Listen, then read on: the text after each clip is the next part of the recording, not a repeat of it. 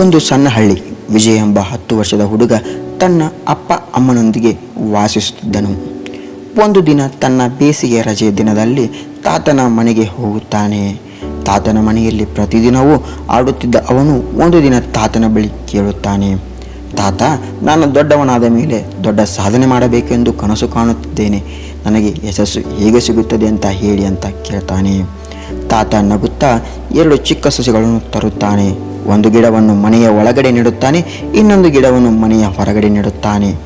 ತಾತ ವಿಜಯನನ್ನು ನೋಡುತ್ತಾ ಕೇಳುತ್ತಾನೆ, ಈ 2 ಗಿಡಗಳಲ್ಲಿ ಯಾವುದು ಭವಿಷ್ಯದಲ್ಲಿ ದೊಡ್ಡದಾಗಿ ಬೆಳೆದು ಸುಂದರವಾದ ಮರವಾಗಬಹುದು ಎಂದು ಕೇಳುತ್ತಾನೆ.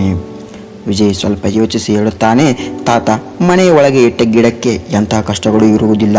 ಹವಾಮಾನ, ಮಳೆ, ಪ್ರಾಣಿಗಳಿಂದ ಸುರಕ್ಷಿತವಾಗಿರುತ್ತದೆ.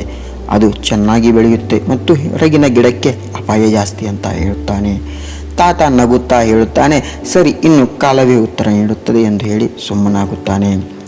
ಮತ್ತೆ 4 ವರ್ಷಗಳ ನಂತರ ವಿಜಯ್ ಮತ್ತೊಮ್ಮೆ ತಾತನ ಮನೆಗೆ ಬರುತ್ತಾನೆ. ಅವನು ತಾತನನ್ನು ಕೇಳುತ್ತಾನೆ, ತಾತ, ನೀವು ನನಗೆ ಯಶಸ್ಸು ಹೇಗೆ ಸಿಗುತ್ತದೆ ಅಂತ ಹೇಳಲೇ ಇಲ್ಲ ಅಂತ ಕೇಳ್ತಾನೆ. ತಾತ ನಗುತ್ತಾ ವಿಜಯನನ್ನು ಈ 2 ಗಿಡಗಳ ಬಳಿಗೆ ಕರೆದುಕೊಂಡು ಹೋಗುತ್ತಾನೆ. ಮನೆಯೊಳಗಿನ ಗಿಡವನ್ನು ತೋರಿಸುತ್ತಾ, ಈ ಗಿಡ ನೋಡು, ಈ ಗಿಡ ಬೆಳೆದಿದೆ, ಆದರೆ ಎತ್ತರವಾಗಿಲ್ಲ. ಕೊಂಚ ಹೂಗಳು, ಕೊಂಚ ಎಲೆಗಳು ಬಿಟ್ಟಿವೆ ಅಷ್ಟೇ. ಮನೆಯ ಹೊರಗಿನ ಗಿಡದತ್ತ ತಿರುಗುತ್ತಾ ಹೇಳುತ್ತಾನೆ, ಈ ಗಿಡ ನೋಡು, ಬೃಹತ್ ಮರವಾಗಿ ಬೆಳೆದಿದೆ. ಅದರ ಕೊಂಬೆಗಳು ಆಕಾಶ ತಲುಪಿವೆ. ಅದರ ನೆರಳು ಎಷ್ಟು ದೊಡ್ಡ ಪ್ರಮಾಣದಲ್ಲಿ ಬಿದ್ದಿದೆ ನೋಡು. ನೀನೇ ಹೇಳು, ಯಾವ ಗಿಡ ಹೆಚ್ಚು ಬೆಳೆದಿದೆ? ವಿಜಯ್ ಆಶ್ಚರ್ಯಚಕಿತನಾಗಿ ಕೇಳುತ್ತಾನೆ, ತಾತ, ಹೊರಗಿನ ಗಿಡವೇ ಹೆಚ್ಚು ಬೆಳೆದಿದೆ, ಆದರೆ ಅದು ಹೇಗೆ ಸಾಧ್ಯ? ಅದಕ್ಕೆ ಎಲ್ಲ ತೊಂದರೆಗಳು ಬಂದಿರಬಹುದು. ತಾತ ನಗುತ್ತಾ ಹೇಳುತ್ತಾನೆ, ಹೊರಗಿನ ಗಿಡ ಪ್ರತಿ ಸಮಸ್ಯೆಯನ್ನು ಎದುರಿಸಿ ಎಚ್ಚರಿಕೆಯಿಂದ ತನ್ನ ಬೇರುಗಳನ್ನು ಗಟ್ಟಿಗೊಳಿಸಿದೆ. ಮಳೆ, ಗಾಳಿ, ಬಿಸಿಲು ಎಲ್ಲವನ್ನು ಸಹಿಸಿಕೊಂಡು ಬೆಳೆದಿದೆ. ಇಷ್ಟೆಲ್ಲ ಅನುಭವಿಸಿದ ಮೇಲೆಯೇ ಬೃಹತ್ ಮರವಾಗಿ ಬೆಳೆದಿದೆ.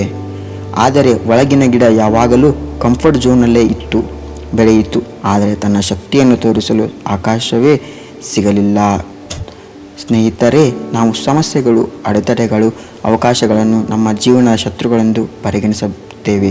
ಆದರೆ ಈ ಅಡೆತಡೆಗಳು, ಕಷ್ಟಗಳು ನಮ್ಮನ್ನು ಬಲಶಾಲಿ ಮತ್ತು ನಮ್ಮ ಜೀವನದಲ್ಲಿ ಹೆಚ್ಚು ಯಶಸ್ಸನ್ನು ಮಾಡುತ್ತದೆ.